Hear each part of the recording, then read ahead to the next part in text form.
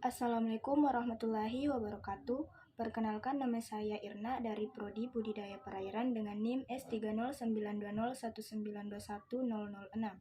Video ini saya buat untuk pemenuhan tugas final mata kuliah kimia dasar dengan materi larutan kimia. Yang pertama yaitu ada tipe larutan. Larutan merupakan campuran homogen. Disebut homogen karena terdiri dari dua atau lebih senyawa. Dan disebut homogen karena komposisi dan sifat-sifatnya seragam. Artinya, masing-masing komponen tidak dapat dilihat secara sendiri-sendiri. Kemudian, zat terlarut merupakan komponen larutan yang jumlahnya lebih kecil dan disebut larut dalam pelarut.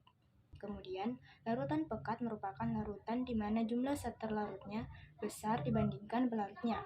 Sedangkan larutan encer adalah larutan di mana jumlah zat terlarutnya sedikit. Pada tabel di samping merupakan beberapa contoh larutan beserta komponennya. Yang kedua yaitu konsentrasi larutan. Untuk menyatakan larutan terdiri dua komponen yaitu hanya ada satu pelarut dan satu zat terlarut, dan larutan adalah jumlah zat terlarut dan pelarut. Dalam perhitungan konsentrasi larutan, satuan densitas akan banyak dipakai. Rumus densitas yaitu massa per volume.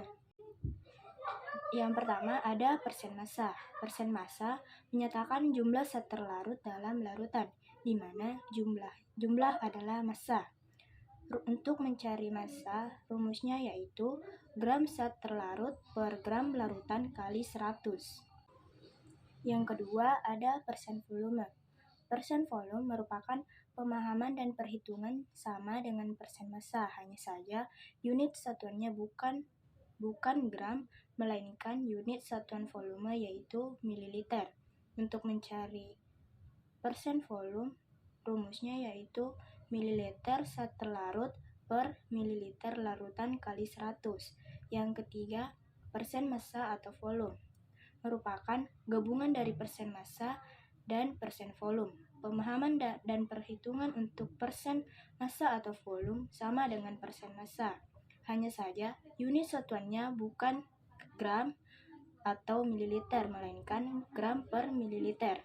Untuk mencari persen massa atau volume, rumusnya yaitu gram zat terlarut per mililiter larutan kali 100. Yang keempat ada molaritas. Molaritas adalah jumlah mol zat terlarut per liter larutan. Untuk mencari molaritas, rumusnya yaitu mol zat terlarut per liter larutan. Yang kelima ada molalitas. Molalitas massa tidak tergantung pada temperatur. Dinyatakan sebagai mol zat terlarut per kilogram pelarut. Untuk mencari molalitas, rumusnya yaitu jumlah mol zat terlarut per jumlah kilogram pelarut. Dan yang terakhir ada fraksi mol. Untuk menghubungkan sifat-sifat fisik tertentu dari larutan dengan konsentrasi larutan, diperlukan unit konsentrasi yang dilakukan dengan fraksi mol. Yang ketiga ada sifat koligatif larutan. Sifat koligatif larutan adalah sifat yang tergantung pada konsentrasi zat terlarut dalam larutan. Ada 4 sifat koligatif larutan, yaitu yang pertama penurunan tekanan dan uap. Pada tahun 1880-an, ahli kimia bernama F.M. Raoult menemukan bahwa zat terlarut akan menurunkan tekanan uap dari pelarut murninya. Penurunan ini digunakan sebagai dasar dari prosedur destilasi. Yang kedua dan yang ketiga yaitu penurunan titik beku dan kenaikan titik didih. Salah satu jenis dari larutan yang penting adalah larutan di mana zat terlarutnya tidak berpengaruh pada tekanan uap, yaitu larutan yang tidak mudah menguap. Yang keempat, tekanan osmosis. Membran tertentu tampak seperti kertas, akan tetapi sebetulnya membran tersebut mengandung jaringan pori-pori submikroskopik. Molekul pelarut yang kecil dapat tembus pori-pori, akan tetapi molekul zat terlarut tidak tembus. Yang keempat, larutan koloid. Pengalaman menunjukkan bahwa pasir atau silika SiO2 akan turun ke dasar dan tinggal di sana. Meskipun jumlah dari pasir sangat sedikit, larutan ini tidak melibatkan butiran pasir biasa, terdiri atas ion terlarut dan juga tidak mengandung molekul terlarut. Campuran koloid digunakan istilah terdispersi untuk membedakan dengan terlarut. Ada dua metode dasar untuk menyiapkan larutan koloid. Metode pertama, seperti pada pembentukan koloid silika, sejumlah besar molekul berkumpul melalui proses yang disebut kondensasi atau pengembunan. Metode kedua, berlawanan dengan metode pertama, yang kadang-kadang berhasil, adalah dispersi. Berikutnya ada kestabilan koloid. Karakteristik yang penting dari koloid adalah memiliki rasio yang tinggi antara luas permukaan dengan volume. Salah satu sifat permukaan adalah kemampuan menarik spesies kepada dirinya sendiri. Fenomena ini disebut adsorption atau penyerapan.